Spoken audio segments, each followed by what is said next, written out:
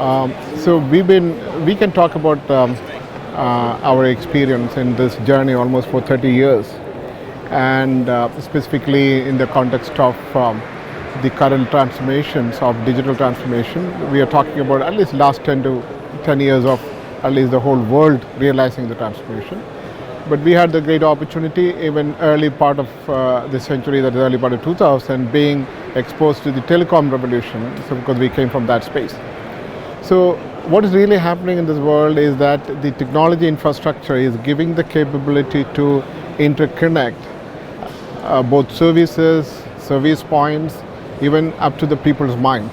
Even technology has gone up to that level of capability. So, and as businesses, what we are trying to see, especially banks, in the context, one is businesses trying to come out with more product and services. For any business has got one common substrate, that is the financial dimension of that, and that is where the banks can play a major role.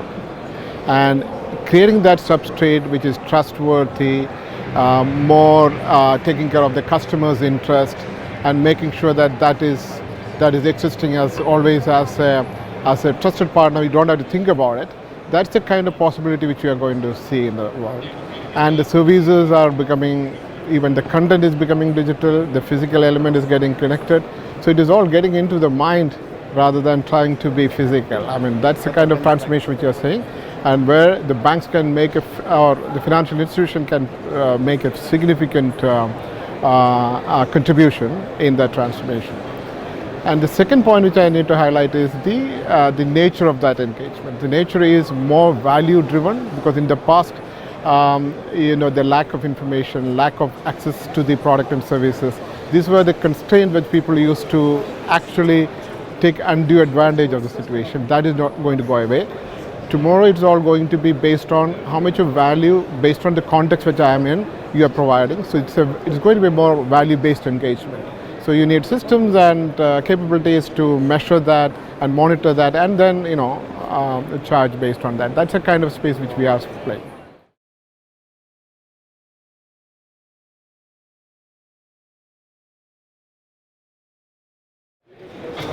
It is not. I believe they are actually solving one problem of where the banks and creating possibilities of how it can be, all the frictions can be taken away, and how that service can be rendered end to end.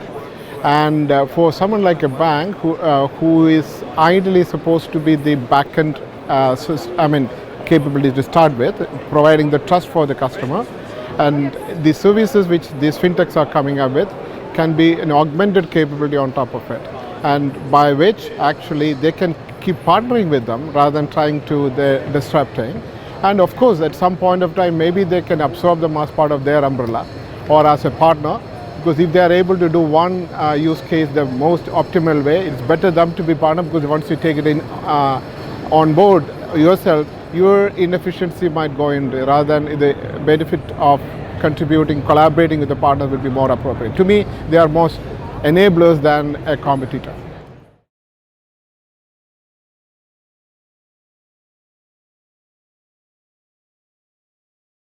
Right. First of all, it is a journey. It is not about a big bang transformation, right? So the whole world is going to be more digital, and it is going to be evolving. So the number one possibility is creating the agility within the business to enable that transformation. The possibility is all about trying to be more creating the technology infrastructure, the business infrastructure, even the people mindset to adapt to the new evolving world. So now that's the number one. The number two, from an infrastructure point of view, you need to bring in agility at the right level. You don't have to go and replace and rip and replace everything. You provide, first is engagement, customer engagement level, then the intelligence level with the AI ML, which has been talked about big time. Utilize those kind of technologies which can give more intelligence to customers' context and evolve that kind of agility. More and more products are going to be consolidated. The services will be consolidated.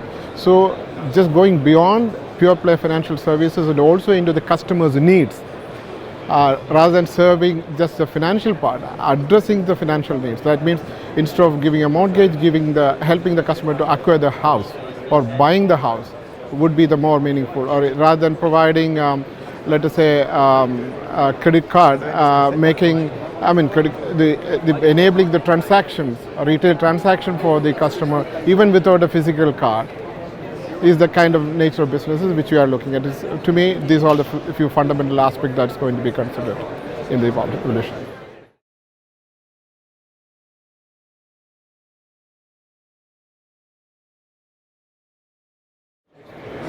I can't see an end at this point of time. It is going to be a transformation for some time, at least for 10 to 20 years.